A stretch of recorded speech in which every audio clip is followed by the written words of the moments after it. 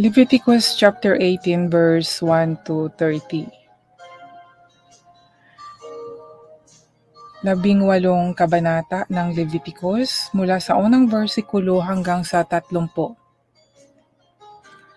Inutusan ng Panginoon si Moises na sabihin ito sa mga taga-Israel, "Ako ang Panginoon na inyong Diyos.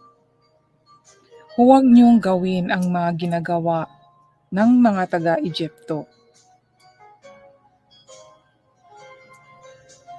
kung saan kayo tumira noon.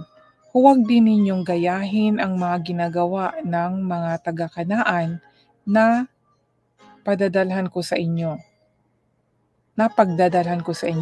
Dapat ninyong sundin ang aking mga utos at mga tuntunin dahil ang mga susunod dito ay mabubuhay. Ako ang Panginoon na inyong Diyos. Huwag kayong sumiping sa malapit ninyong kamag-anak. Ako ang Panginoon. Huwag mong ilagay sa kahihiyan ang iyong ama na sa pamagitan ng pagsiping sa iyong ina o sa iba pa niyang asawa. Huwag kang sumiping sa iyong kapatid na babae kahit na kapatid mo siya sa ama o sa ina. Huwag kang sumiping sa iyong kapatid na babae kahit na kapatid mo siya sa ama o sa ina, kahit na lumaki siya sa inyo o hindi. Huwag kang sumiping sa iyong apong babae dahil magbibigay ito sa iyo ng kahihiyan. Huwag kang sumiping sa anak na babae ng iyong ama sa iba niyang asawa dahil kapatid mo rin siya. Huwag kang sumiping sa iyong tiyahin na kapatid na iyong ama o ina. Huwag mong ilagay sa kahihiyan ang iyong tiyuhin sa pamagitan ng pagsiping sa kanyang asawa dahil tiyahin mo rin siya. Huwag kang sumiping sa iyong manugang na babae dahil asawa siya ng iyong anak. Huwag kang sumiping sa iyong hipag na babae dahil ito'y magbibigay ng kahihiyan sa iyong kapatid. Huwag kang sumiping sa anak o apo ng babaeng sinipingan mo noon dahil baka anak o apo mo iyon at ito'y nakakahiya. Huwag kang mag-asawa ng kapatid na babae ng iyong asawa habang buhay pa ang iyong asawa. Huwag kang sumiping sa babaeng may buwanang dalaw dahil ituturing siyang marumi. Huwag kang sumiping sa asawa ng iba dahil kapag ginawa mo ito, ituturing kang marumi.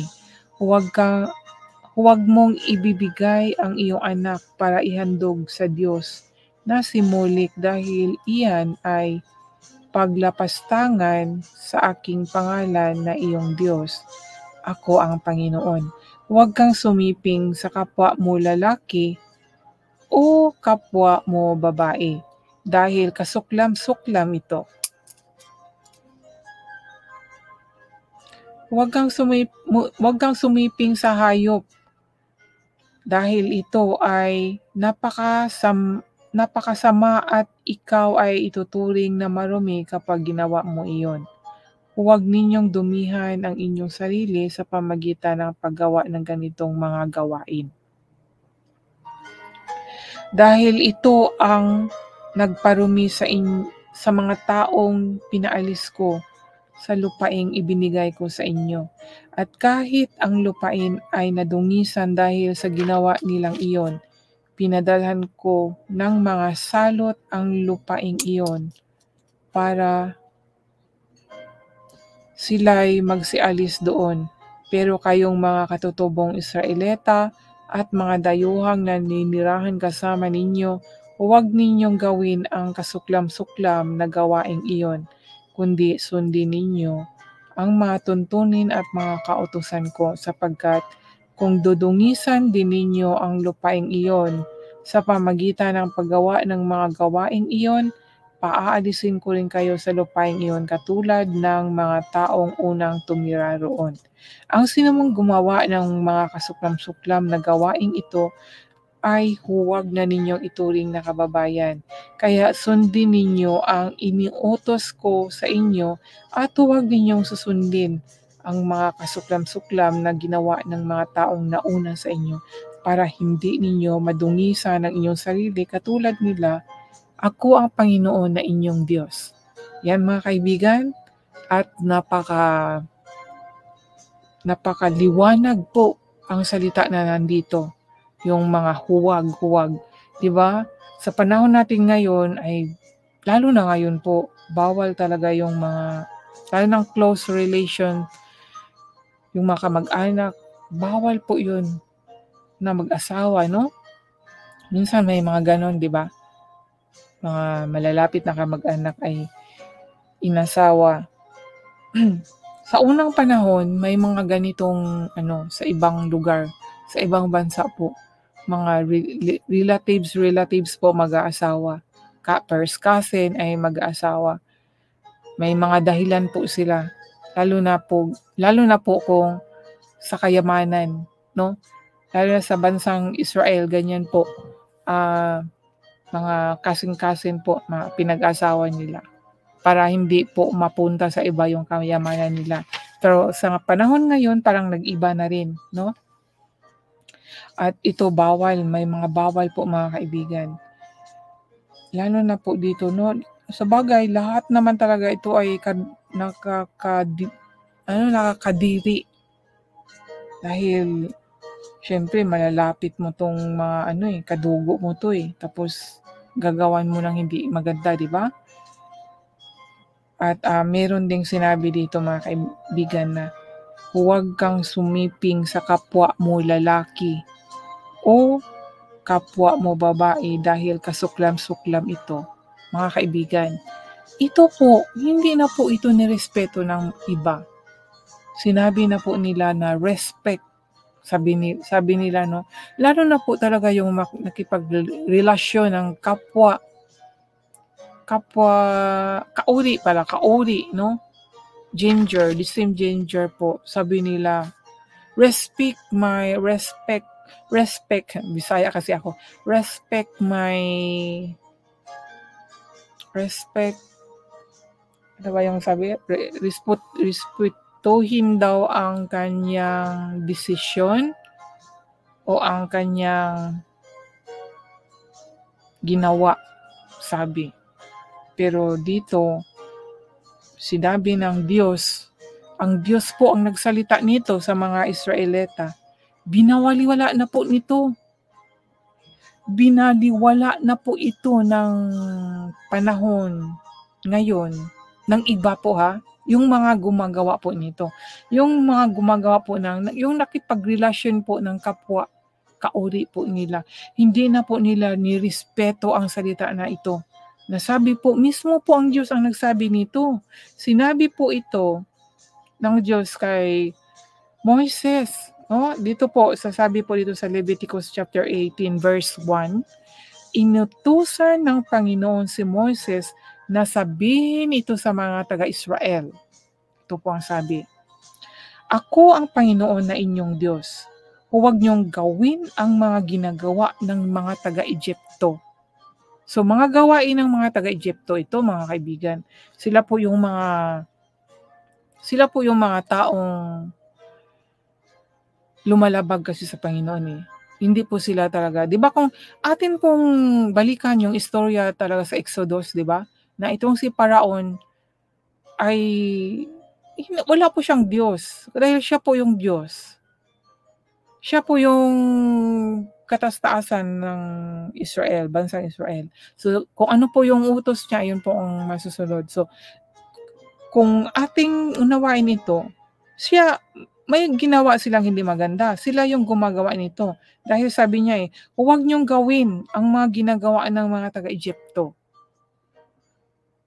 Kung saan kayo tumira noon, huwag din ninyong gayahin ang mga ginagawa ng mga taga-Kanaan na padadalhan ko sa inyo. So meron silang ginawa na ayaw ng Diyos. na itong mga sinabi ng Diyos na huwag kayong sumiping sa malapit ninyong kamag-anak, ako ang Panginoon. Huwag kayong sumiping sa malapit ninyong kamag-anak. So, ibig sabihin, ginawa ito ng mga taga-Egypto at ng mga Kanaan. Dahil sinabi niya na huwag niyong gawin ang mga ginagawa ng mga taga-Egypto. Kaya ipinagbawal ito ng Diyos sa kanila. Dahil ginawa ito ng mga taga-Egypto. Egypto, mag-mention po tayo ng Egypto dahil Egypto po ang sinabi dito no? Kung saan po nakatira noon, kung saan po slave ang mga Israel. Kaya po inalis sila doon, no? At sabi na huwag niyong gawin ang ginawa ng mga taga-Egypto. Sabi, huwag kayong sumiping sa malapit ninyong kamag-anak. Ako ang Panginoon. Huwag mong ilagay sa kahiyan ang iyong ama at sa pamagitang pagsiping sa iyong ina o sa iba pa ninyong asa. So, marami po mga kaibigan ito. Huwag sumiping, no? Pagsiping po talaga. Grabe, no? Itong pagsiping.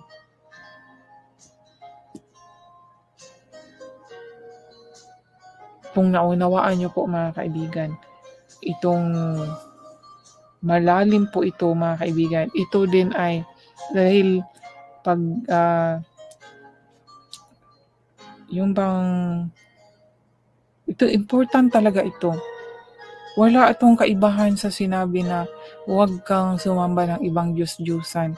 Itong pagsiping din ay importante sa atin.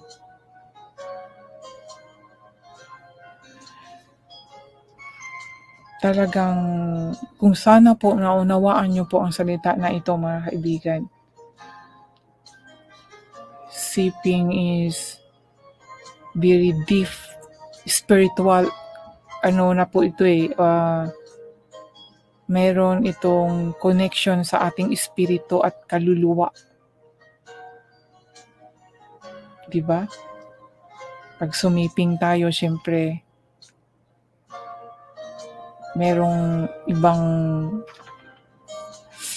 something na is spiritual, no, inside us, di ba?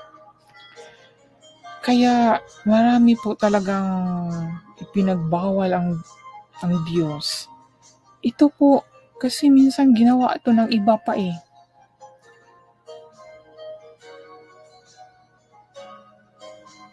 Minsan maano natin na bakit may pamilya nagkakainlaban, no? Ito po pinagbawal. So masasabi ko talaga na mayroon ding another spirit pa rin ang umiiral dito. Ang gumagawa dito kasi hindi gawain ng Diyos Ito pinagbawal niya Tapos pag ginawa ng tao ang pinagbawal niya, kaya masasabi ko na there is something, another spirit sa taong ito. Hindi ang Diyos, hindi na ang espiritu ng Diyos ang nag-agiya, kundi another spirit. Kasi bakit nagawa niya ito? Karumal-dumal ito no? Pag sumiping ka sa mga ganito, gaya dito na sa binanggit dito, lalo na mga kaibigan, pag ikaw ay maasawa, tapos sumiping ka ng iba. So another talagang kasuklam-suklam na kasalanan. At itong sinabi na huwag kang sumiping sa kapwa mo lalaki. Hindi po kasi yan. Sa una pa lang, kung balikan natin ang istorya ni Adam at Eva, si Adam nag-iisa, binigyan siya ng Eva, babae. Hindi po siya binigyan ng kapwa niya. And then ito mga kaibigan, at lalo na ngayon, naging na talaga, very open at marami na po talaga ito. Huwag kang sumiping sa kapwa mo lalaki o kapwa mo babae dahil kasuklam-suklam ito. Huwag kang sumiping sa hayop dahil ito ay napakasama at ikaw ay tuturing na marumi kapag ginawa mo. Itong sa hayop din. At itong mga gawain na ito, hindi ito mula sa Diyos, kundi mula sa iba. At gaya ng sabi ng Diyos na, ng Panginoon na huwag mong gawin ang mga ginagawa ng mga taga-Egypto.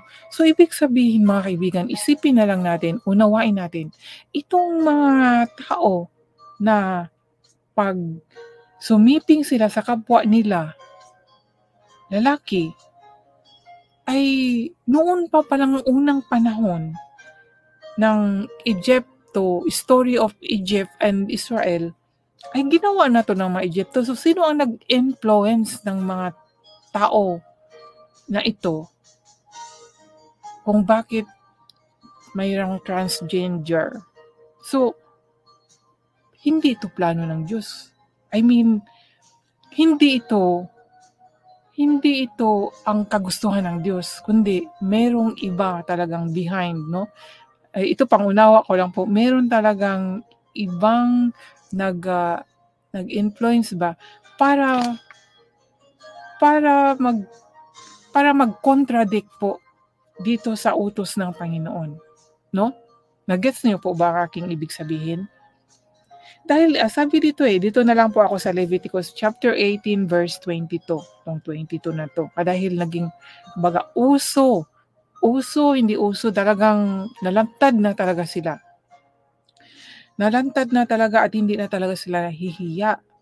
Sabi dito huwag kang sumiping sa kapwa mo lalaki o kapwa mo babae dahil kasuklam-suklam ito.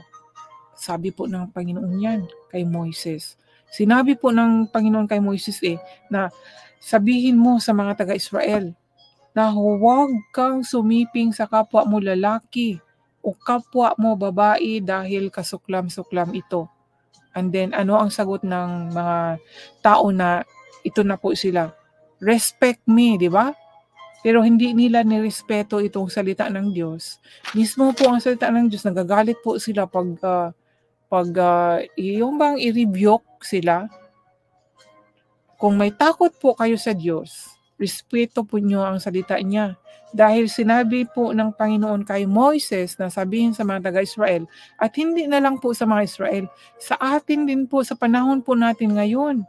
Kung tayo po ay naniniwalang may Diyos ni Abraham, Isaac, and Jacob, at ito po yung inutos niya na huwag sumiping sa kapwa lalaki o kapwa babae, dapat respetuhin, sundin ito. Mga kaibigan, so sasabihin, binaliktad pa, no? Respect nyo po ang damdamin namin. Tao din po kami, sabi nila. Tao din po kami. Ngayon, dahil alam naman natin na sa atin po, meron na po tayong masasabing tinatahanan tayo ng Holy Spirit, at kung merong tinatahanan ang Holy Spirit na tao, tiyak hindi siya gagawa nito. Dahil meron siyang Diyos, meron siyang pag-ibig sa Diyos, meron siyang takot, pagmamahal. Ngayon, kung lalabagin ito, hindi rirespetuhin ito, kaninong espiritu ang nasa kanya? Yan po ang question mark. Yan po ang ating talakayin. Kaninong espiritu meron siya? Bakit niya nagawa ito? Ito ay utos ng Diyos. Magbabago ba yon, mga kaibigan? Ngayon, nalantad na po. Ngayon, sinong behind yan? Masasabi ko, Egypto. Dahil gawain nila to noong unang panahon kaya nga gusto na ng Diyos na umalis na yung mga Israel sa bansang Egypto dahil siyempre may mga ganito pala silang gawain. Dahil sabi ng Panginoon na huwag niyong gawin ang mga ginagawa ng mga taga-Egypto kung saan kayo tumira noon. Yan po. So may alam na po tayo na ito po ay isa sa mga ginagawa nila. So masasabi ko din na itong mga Israel, kaya yung iba, yung bang hindi na sila talagang tapat sa Panginoon dahil na-influence na rin sila dito sa ginawa ng mga Egypto. Dahil syempre matagal din silang nanirahan sa Egypto So hanggang ngayon, syempre nagkalat na sila mga kaibigan.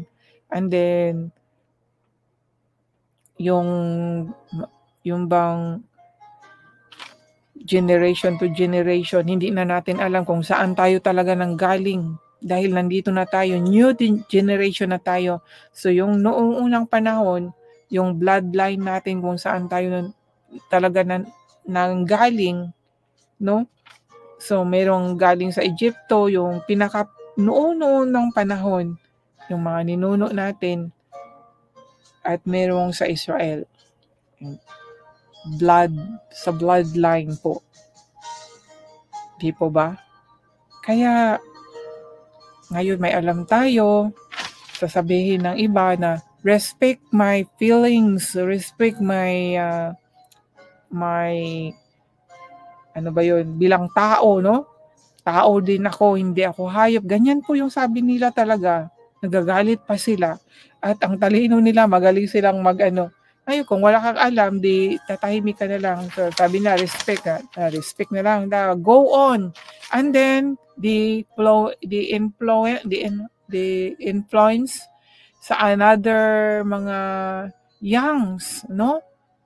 The influence sa mga youngs, and then yung mga youngs na hila nila, no?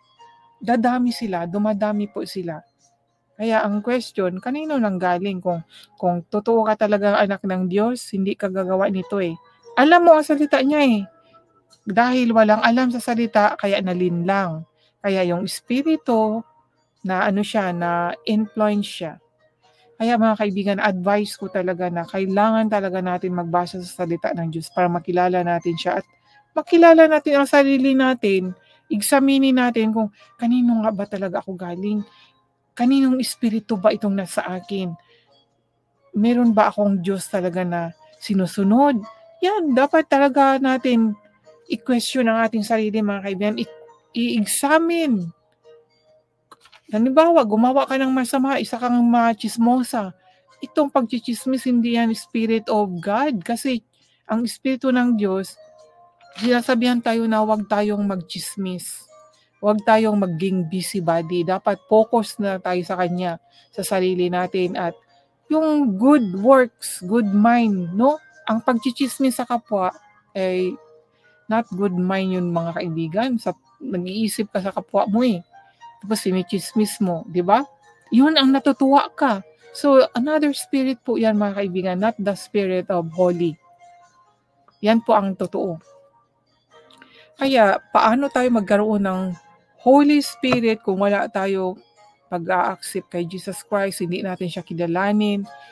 Yung totoo po, madali pong mag-declare without from the heart.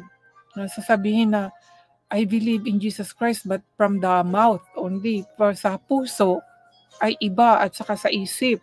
Mga kaibigan, huwag po tayong palinlang. Kailangan natin magbulay-bulay sa salita ng Diyos para makilala natin.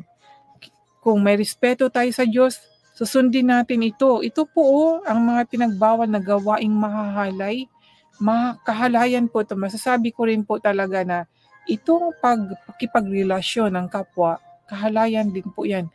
Dahil hindi po talaga, kung may respect, no? Pero kung unawain talaga natin ang righteous talaga tuntunin ng Panginoon, hindi po talaga kaaya-aya mga kaibigan.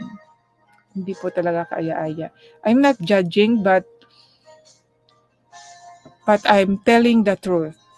Truth po talaga ito, na sa isang tao, meron dapat mag-agiya na espiritu. Espiritu ng Diyos o espiritu ng kaaway niya. Ngayon, dyan sa gawain malalaman po natin kung anong uri ang spirit na meron siya. Ito, nandito po, malalaman natin, makapag-judge po tayo kung may alam tayo sa salita ng Diyos. Dahil nandito po, nakasaad na po, ito na po unang sinabi. Di ba, kung ating balikan yung 10 utos, yun na lang sa 10 utos na yun. Yung ayaw ng Diyos. Ngayon, nandito, dagdag po ito. Dagdag kaalaman po ito. Kung ano po, klarong-klaro na po, na iniisa-isa po na huwag tayong sumiping. Ito po, nandito po sa Leviticus chapter 18. Lahat po ito nandito. Malalaman po natin at tandaan po ninyo na sinabi po na huwag po tayong sumiping sa kapwa natin. Karumaldumal po yan sa mata ng Diyos. Kung naniwala po kayo na may Diyos talaga nakatingin sa atin, na alam niya ang bawat ginagawa natin. Kung mahiya po tayo at may pagmamahal tayo sa Kanya, susundin po natin. Kaya mag-repent po kung kayo po nakarinig at meron po kayong something na yung bang lalaki ka, may pusong babae ka, examine yourself. Dahil wala pong ganon kung sa Diyos po talaga, totoong Diyos. Nalilinlang po talaga tayo, may panlilinlang po spiritually. Kaya mag-iingat po tayo at magdasal po tayo ng totoo po sa Panginoon. Naagiyahan po tayo ng totoong Espiritu niya.